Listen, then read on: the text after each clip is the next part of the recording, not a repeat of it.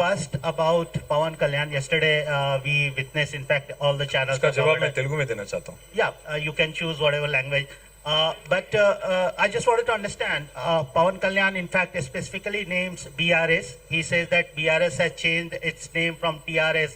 They have constituted party unit in Andhra Pradesh. While they have constituted party unit in Andhra Pradesh, now they are opposing Janasena activities in Telangana. Where did we oppose it? Where did we oppose it? That's what Pawan Kalyan says. It has. He didn't say it, by the way. Don't put words in his mouth. No, He didn't say it. he has mentioned BRS. He has not mentioned BRS at all. He did not say it. Let me answer Yes. your question first. Let me answer this question first. See, తెలుగులో చెప్తాను, మీకు కూడా కొద్దిగా తెలుగు వస్తుంది కాబట్టి. See, ఈ దేశంలో ఏ నాయకుడైనా ఏ నాయకురాలైనా ఒక పార్టీ పెట్టవచ్చు. పార్టీ పెట్టి ఎక్కడైనా పోటీ చేయవచ్చు. ఏ ప్రాంతంలో అయినా ఏ రాష్ట్రంలో అయినా నిరభ్యంతరంగా పోటీ చేయొచ్చు. ప్రజాస్వామ్య భారతదేశంలో అది అందరికీ ఉన్న హక్కు, రాజ్యాంగం ఇచ్చిన హక్కు, బాబాసాహెబ్ అంబేద్కర్ ఇచ్చిన హక్కు, అందులో ఏం అనుమానం అక్కర్లేదు. కానీ ఏ ప్రాంతంలో అయితే మీరు పోటీ చేయాలనుకుంటున్నారో ఆ ప్రాంత ఆకాంక్షలు, ఆ ప్రాంత పరిస్థితులు, ఆ ప్రాంత ప్రజలు, వారి యొక్క మానసిక స్థితిగతులు, వారి యొక్క పోరాటాలు, వారి యొక్క త్యాగాలు కూడా మీరు తెలుసుకోవాలి. వారి మీద అభిమానం ఉండాలి. నేను అడుగుతా ఉన్న పవన్ కళ్యాణ్ గారిని, వాళ్ళ మీరు కొత్తగా పోటీ చేసేది ఏముందండి? జనసేన 2023లో పోటీ చేయలేదా? మీరు చేశారు కదా అసెంబ్లీ ఎన్నికల్లో. మొన్న మున్సిపల్ ఎన్నికల్లో కూడా పోటీ చేశారు కదా 350 వార్డులో. కొత్తగా చేసేది ఏముంది? అండ్ ఇంకోటి, మిమ్మల్ని ఎవరు ఆపుతున్నారు? 2018లో చంద్రబాబు నాయుడు గారు వచ్చారు, పోటీ చేశారు. 23లో మీరు పోటీ చేశారు. పోటీ చేయండి, ఎవరు వద్దంటున్నారు. కానీ మీరు ఇక్కడికి వచ్చి మాట్లాడేటప్పుడు ఇదేదో ఆషామాషిగా ఏర్పడ్డ రాష్ట్రం కాదు, ఇదేదో అనాయాసంగా వచ్చిన రాష్ట్రం కాదు. వేల మంది బలిదానాలతో, రక్తంతో తడిసిన నేల ఇది తెలంగాణ. కాబట్టి ఇక్కడికి వచ్చినప్పుడు 1-2 సార్లు ఆలోచించుకుని మాట్లాడాలి. నేను ఒక మాట అన్నారు, ఆయన అడ్డుకుంటున్నారు. ఎవరు అడ్డుకుంటున్నారు మిమ్మల్ని? ఏదో ఊహాజనితమైన ఒక ప్రపంచం సృష్టించుకొని ఎవరు అడ్డుకున్నారు మిమ్మల్ని? 2018లో పోటీ చేస్తే అడ్డుకోలేదు, 23లో పోటీ చేస్తే అడ్డుకోలేదు, ప్రజలు అడ్డుకున్నారు. మేమేం చేస్తాం దానికి? ఒకటి మాత్రం పక్కా, పవన్ కళ్యాణ్ గారైనా ఎవరైనా సరే తెలంగాణ ఆవిర్భావ దినోత్సవం రోజు వచ్చి ఇక్కడ మేము సభ పెడతాం. అది కూడా గతంలో నేను తెలంగాణ ఏర్పడ్డప్పుడు నాకు ఆ విభజించిన పద్ధతి నచ్చలేదు. ఒక ఆయన అంటాడు తల్లిని చంపి బిడ్డను బతికించారంటాడు, ఇంకొక ఆయన విభజించిన పద్ధతి నచ్చలేదు అంటాడు. ఇవన్నీ ఏంటంటే తెలుగు హైదరాబాదీ అల్ఫాజ్ మే బోల్నా అయితే గుమా ఫిరాకే బోల్నా బోల్తే ఇసుకో. నాకు ఇష్టం లేదు తెలంగాణ ఏర్పడని సీదా చెప్పక ఉల్టా పుల్టా మాటలు ఎందుకు? ఇది బాగలేదు, అది బాగలేదు. మరి నువ్వు అది బాగలేక ఇది బాగలేక 11 రోజులు అన్నం తినకుండా ఉంటే మళ్ళీ తెలంగాణ ఆవిర్భావ దినోత్సవం రోజు మీటింగ్ పెట్టాల్సిన అవసరం ఏముంది? సరే మీటింగ్ పెడదాం అనుకున్నావు, అడ్డుకున్నది ఎవరు? కాంగ్రెస్ ప్రభుత్వం. ఏమైనా అనాలనుకుంటే వాళ్ళని అనాలా? కాబట్టి పవన్ కళ్యాణ్ గారైనా ఎవరైనా ఈ దేశంలో ఎక్కడైనా పోటీ చేయొచ్చు, మాకు అభ్యంతరం లేదు. పోటీ చేశారు కూడా కదా మీరు. 2023 में भी आप बहुत करे. మీ అయ్యా జాగీరా. నేను ఒకటి మాత్రం పవన్ కళ్యాణ్ గారు గుర్తుపెట్టుకోవాలి, తెలంగాణ ఖచ్చితంగా తెలంగాణ భూమిపుత్రుల జాగీరు. తెలంగాణ భూమిపుత్రుల జాగీరే తెలంగాణ. ఇందులో ఎవరికి అనుమానం కూడా అక్కర్లేదు. 100%. ఈ నేల కోసం కష్టపడ్డ వాళ్ళు, ఈ నేల కోసం పోరాటాలు చేసిన వాళ్ళు, ఈ నేల కోసం త్యాగాలు చేసిన వాళ్ళు, నెత్తురుతో తడిచిన నేల ఇది. ముమ్మాటికి తెలంగాణ ఈ భూమిపుత్రులు, ఇక్కడున్న 4 కోట్ల మంది జాగీరిది. కానీ మీరు రండి, ఇక్కడే ఉండండి, మీ కుటుంబాలు ఇక్కడే ఉన్నాయి, మీ వ్యాపారాలు ఇక్కడ ఉండండి, ఎవరొద్దన్నారు? 10-12 ఏళ్లలో ఎక్కడైనా చిన్న సమస్య వచ్చిందండి? నేను అడుగుతా ఉన్నా, మా దృక్పథం ఎట్లాంటిది అంటే, వైజాగ్ స్టీల్ ప్లాంట్ను ప్రైవేటీకరిస్తున్నారు మోడీ ప్రభుత్వం అంటే మేము మద్దతు పలికాం. తప్పు ఇది మీరు చేస్తుంది, పబ్లిక్ సెక్టర్ అండర్టేకింగ్స్ ని కాపాడాలని రిక్వెస్ట్ చేశాం. That is our philosophy. ప్రాంతాలుగా విడిపోయినా ప్రజలుగా కలిసి ఉండాలని కోరుకున్నాం. కానీ నిన్న పవన్ కళ్యాణ్ గారు ఇంకొక 2 మాటలు మాట్లాడారు.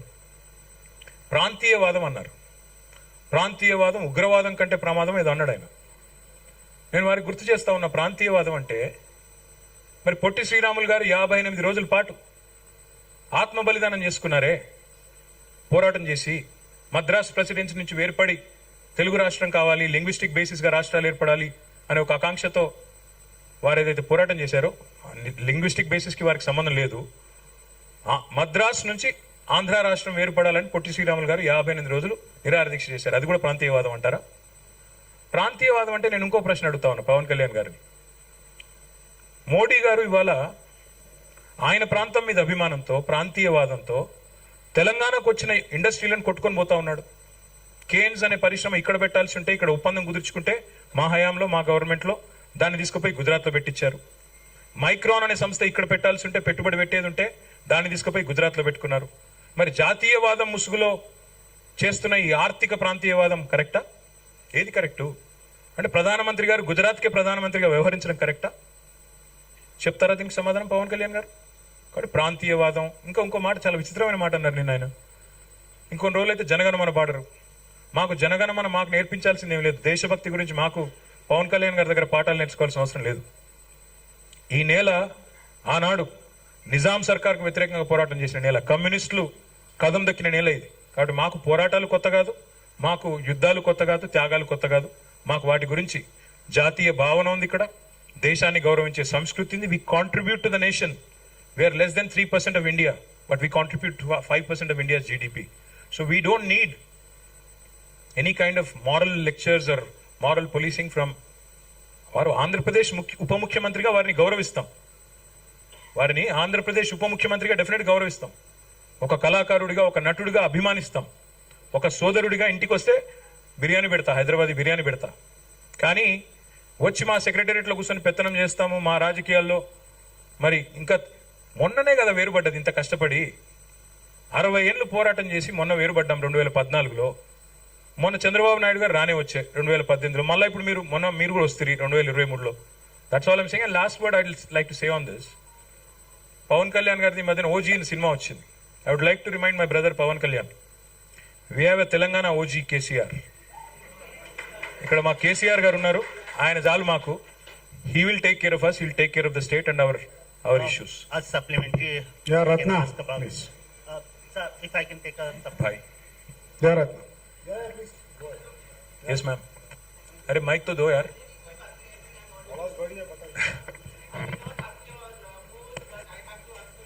नहीं प्लीज बोलिए.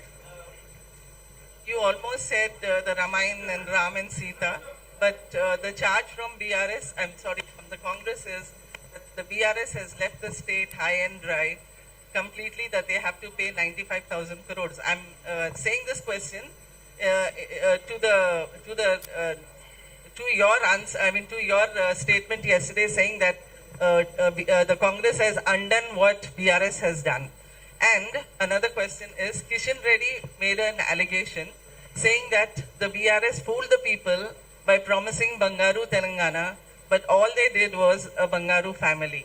Could you please throw some light? Ma'am, unfortunately, Mr. Kishan Reddy doesn't have a problem when he has to work with Chandrababu Naidu ji, whose son is a minister, whose brother-in-law is an MLA.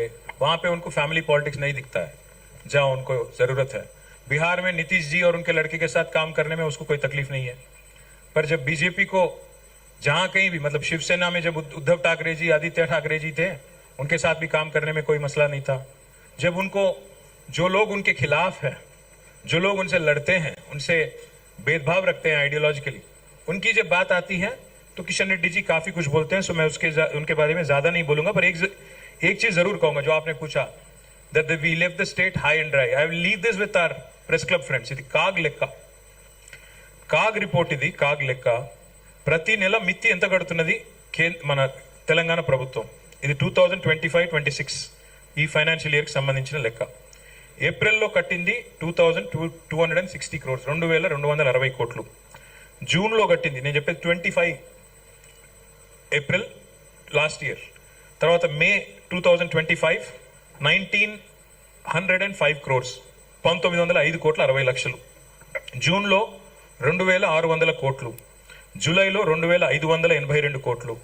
August 2025లో 2091 కోట్లు. ఒక సెప్టెంబర్లో 2923 కోట్లు. అక్టోబర్లో 2159 కోట్లు. ఈ లెక్కన మొత్తం progressively अगर आप देखेंगे मार्च के हद तक, इस साल मार्च के हद तक, अगर पिछले अप्रैल से अभी तक देखेंगे, कुल मिला के 29,679 करोड़. मतलब एक साल में 29,679 करोड़ एवरेज अगर ले लेंगे आप तो 2,500 करोड़ कुछ होगा. तो where did we leave the state high and dry and what kind of utter absolute lies are these?